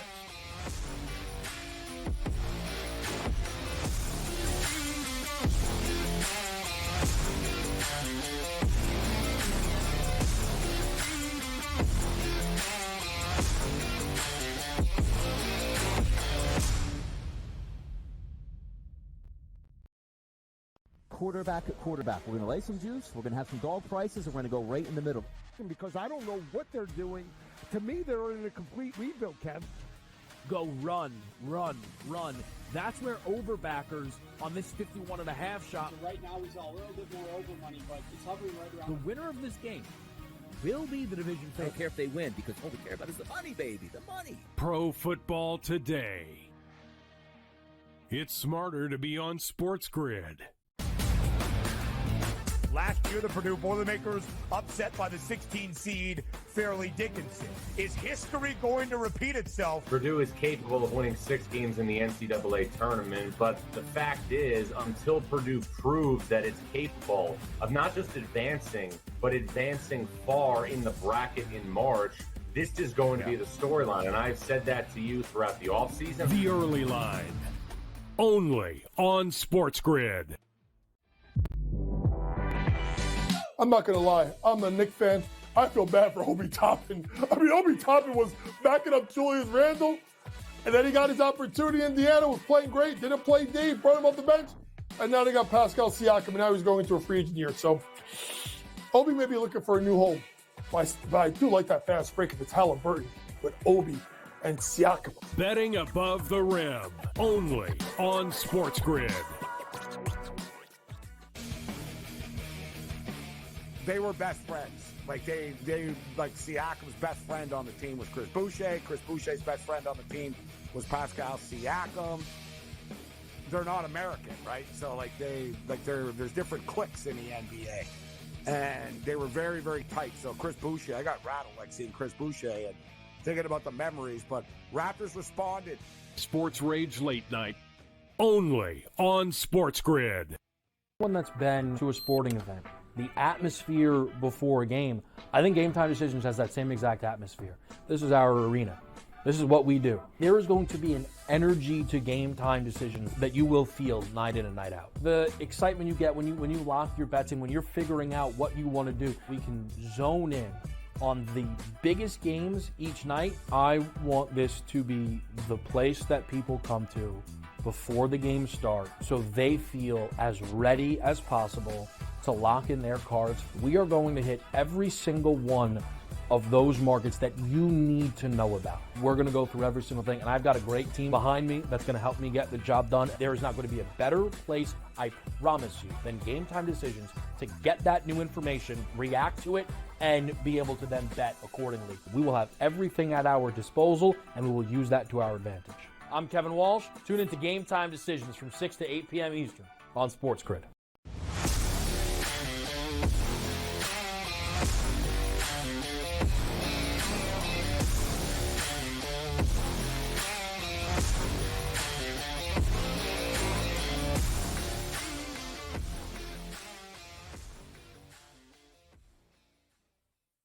All right, welcome back in-game live PrimeTime here on this Monday. Joe Raineri alongside Scotty Wetzel. We welcome in the man taking over At the top of the hour, Cam Stewart with Gabe Morency here, but what a night here, Cam, so far.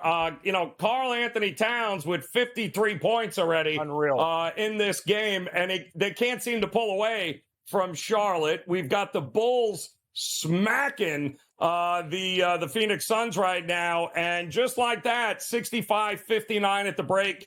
Celtics and Mavs here, man. What were you looking at here tonight on the card?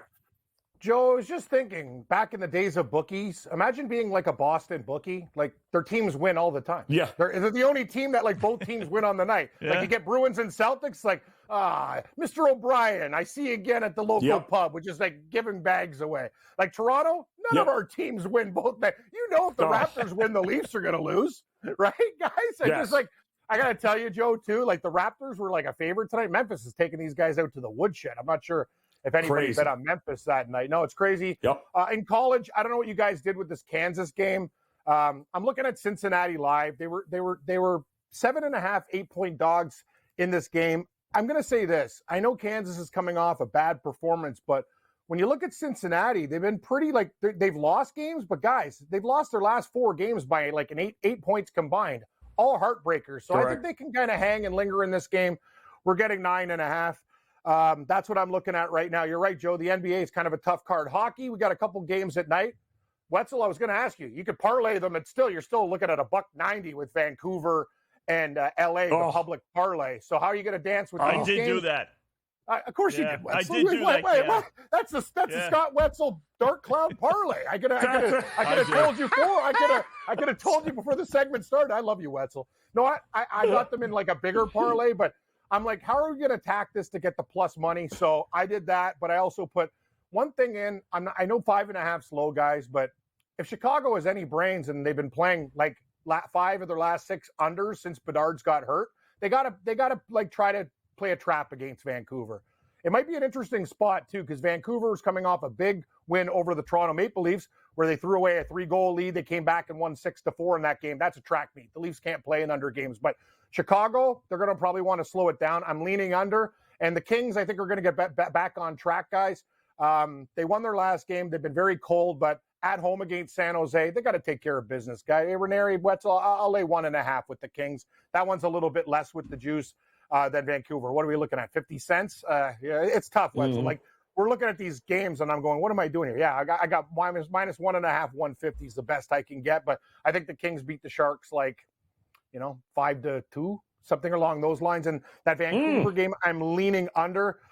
Football was great this weekend. We hit every game but the Bills, and I really just don't know what to say about, like, I got to tell you guys, I'm just outside like hour and change away from Buffalo, and I listen to Buffalo radio and things go bad. It's just, I feel like these people, I don't know much more they could take as human beings. Like Scott Norwood, like wide right again. It's just like, it's just unbelievable.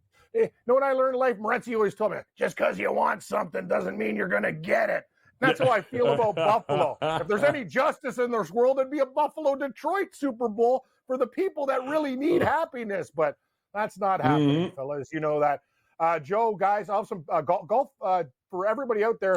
Carver and I do the golf picks on Wednesday. But this tournament, let's remember, it's NFL Championship Sunday. So the tournament this week starts Wednesday and ends Saturday because they don't want to get in the way of football. So we'll have some picks tomorrow night on the show, still working out the card. But really kind of like Colin Morikawa at 12-1. He's my chalk play so far, but I love a lot of guys in the 40 to 60 range there, Joe.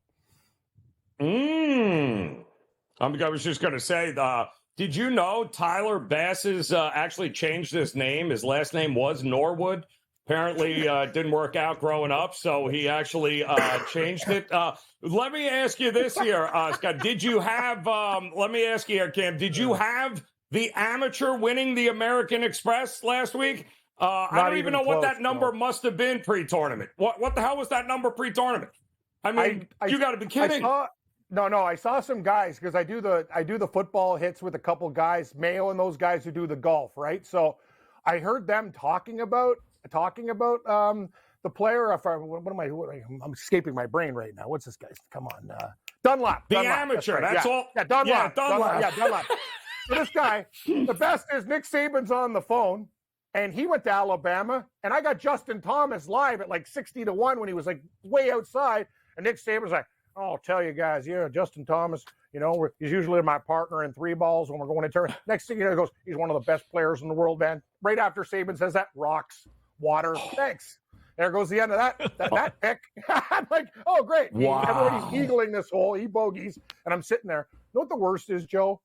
I had like Ryo I have guys at like 600-1, 400-1 live, and they're all on page 1 of the leaderboard. Problem is, I didn't have the amateur. I took a flyer on like every other guy. I'm like, I told my girlfriend, I'm going to get rich. And she goes, "Are you going to hedge out with this guy?" I go, "He's 20 years old. He'll probably like gag on 17. Right. He didn't. He's going to crumble. He actually won. He won. Like, I can't believe it. But hey, think about golf. 400 to 1, we're hearing. Yeah. I heard 400 like to 1. Wow. I know a guy that bet him at 500 because I remember it was a guy's screenshot. He bet $5 and he won like 2,500. So let's go over the winners this year. Chris Kirk from rehab to tournament winner, 80-1. Grayson Allen, Grayson Murray. I call Grayson Allen the basketball player. Grayson Murray, 350-1. He went from rehab to the winner's circle. And then we have a 20-year-old who wins this year at 500-1. 80, 350, 500. Bet the wrong sport, Scotty. Yes, we are. Joe, the thing is, nobody's betting these guys.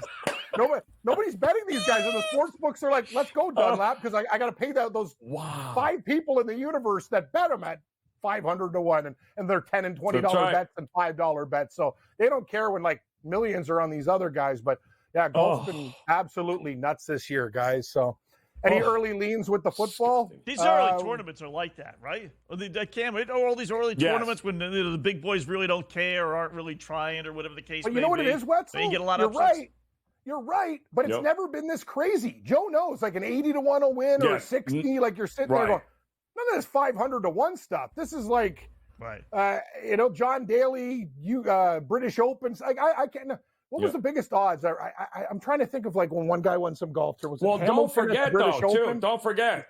You ain't seeing Rory. You're not seeing Rahm anymore. I mean, the guys that would dominate at these early tournaments are on the LIV Tour now. So now it's like, forget about the chalk until at least we get to the Masters or beyond. But it's like a free-for-all, man. Just go with all the big numbers in these tournaments because – where's Scheffler? I haven't seen him. Nobody even talking about him. It's amazing. You know what it is, too? And so many guys bet him top 5 and top 10. You had to lay 60 cents of juice. He finished 17th. So all those guys that take him top 10 looking for plus money are sitting there going, like, this is what I'm starting. And me and Brady Cannon, the one thing I like about him is he's kind of bringing me around. Like, there's nothing wrong with playing teasers. There's nothing wrong with laying 20 or 30 cents of juice for a top 20.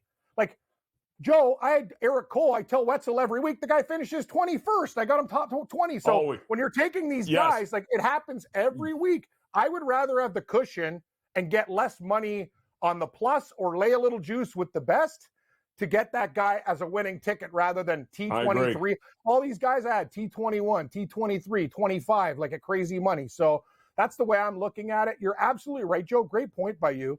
Isn't it funny, though? McIlroy won this week on the European Tour. If he didn't hit the water, he would have won the earlier week when Fleetwood won. Earlier. And we haven't even seen John Rahm or any of these guys yet. But so the European Tour is all chalk. Rory was 3-1 to win this tournament. He won at 3-1. And we're getting guys at 500-1 on the PGA Tour. Crazy world we're living in right now. But excellent point by you, Joe. Without Rahm and all these other guys, we can get these bombs. Like this week, I think it'll be around like anywhere between like 15 and to 40. But like, would it shock you if like Sam Ryder won at 120-1 or one of these other guys? It wouldn't shock me at all.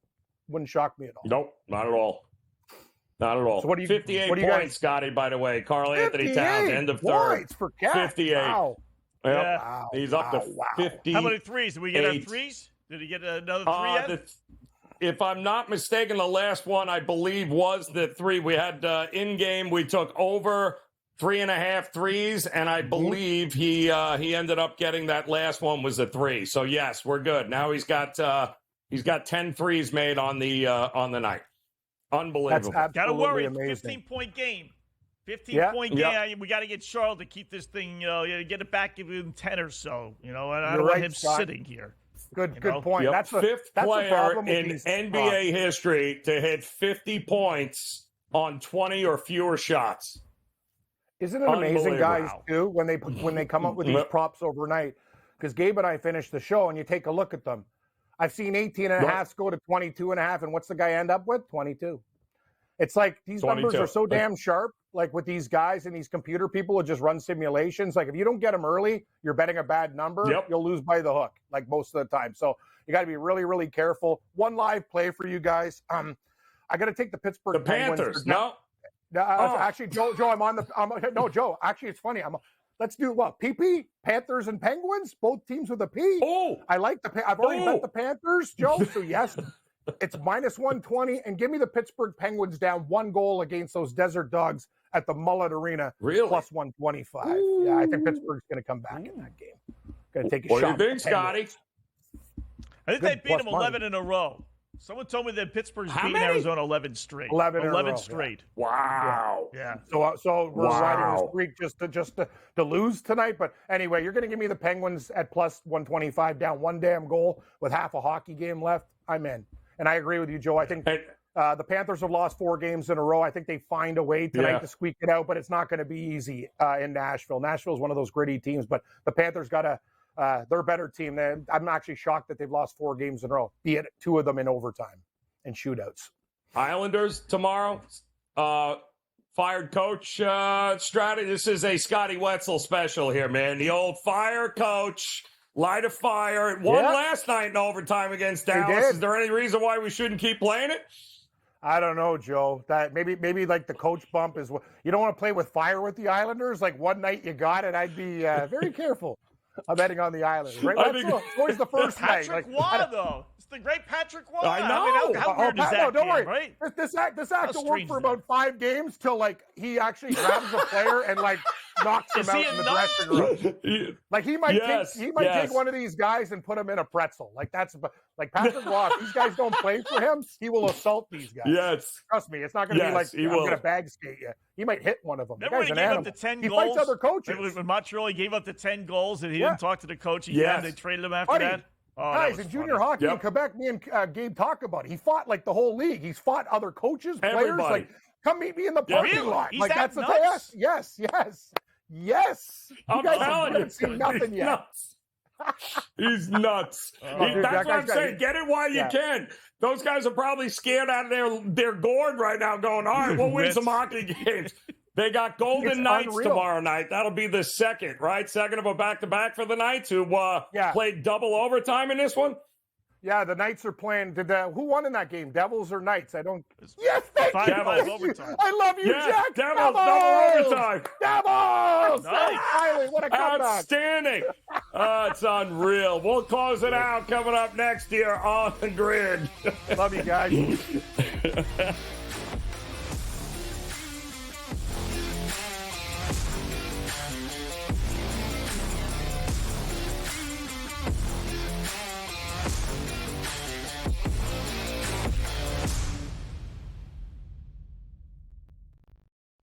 Quarterback at quarterback. We're going to lay some juice. We're going to have some dog prices. And we're going to go right in the middle. Because I don't know what they're doing. To me, they're in a complete rebuild, Kev. Go run. That's where overbackers on this 51.5 shot. Right now, he's a little bit more over money, but it's hovering right around. The winner of this game will be the division favorite. I don't care if they win because all we care about is the money, baby. The money. Pro Football Today. It's smarter to be on SportsGrid. Last year, the Purdue Boilermakers upset by the 16 seed Fairleigh Dickinson. Is history going to repeat itself? Purdue is capable of winning 6 games in the NCAA tournament, but the fact is, until Purdue proves that it's capable of not just advancing, but advancing far in the bracket in March, this is going to be the storyline. And I've said that to you throughout the offseason. The Early Line. Only on SportsGrid. I'm not going to lie. I'm a Knick fan. I feel bad for Obi Toppin. I mean, Obi Toppin was backing up Julius Randle, and then he got his opportunity in Indiana, was playing great, didn't play deep, brought him off the bench, and now they got Pascal Siakam, and now he's going to a free agent year. So Obi may be looking for a new home But I do like that fast break if it's Halliburton with Obi and Siakam. Betting above the rim, only on SportsGrid. They were best friends. Like like Siakam's best friend on the team was Chris Boucher. Chris Boucher's best friend on the team was Pascal Siakam. They're not American, right? So there's different cliques in the NBA. And they were very, very tight. So Chris Boucher, I got rattled like seeing Chris Boucher and thinking about the memories, but Raptors responded. Sports Rage Late Night, only on SportsGrid. One that's been to a sporting event, the atmosphere before a game, I think Game Time Decisions has that same exact atmosphere. This is our arena.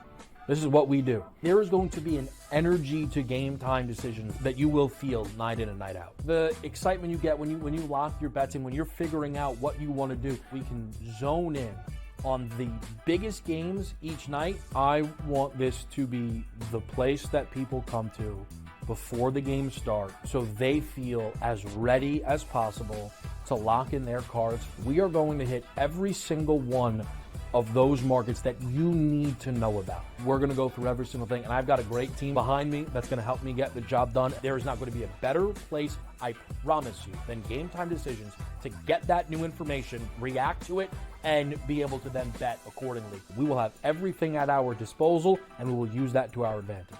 I'm Kevin Walsh. Tune into Game Time Decisions from 6 to 8 p.m. Eastern on SportsGrid.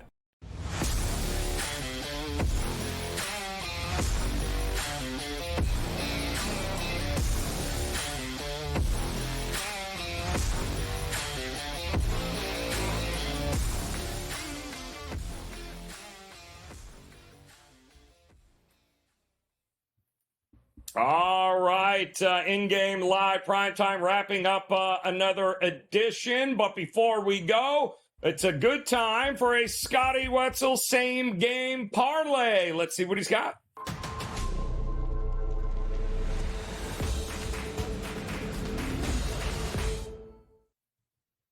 Let's use a hockey game here. Joe's going to drop the first puck in about 10 minutes or so, 5-10 minutes. L.A. and San Jose. Let's put the black cloud, if you will, on the L.A. Kings, who have struggled, admittedly, but they did win their last game. So we're going to grab L.A. minus 240 to win in regulation against San Jose. First of 4 pieces. They've beaten the Sharks 9 of their last 10, including 8 straight. We're going to use L.A. Kings over 3.5 goals, minus 156.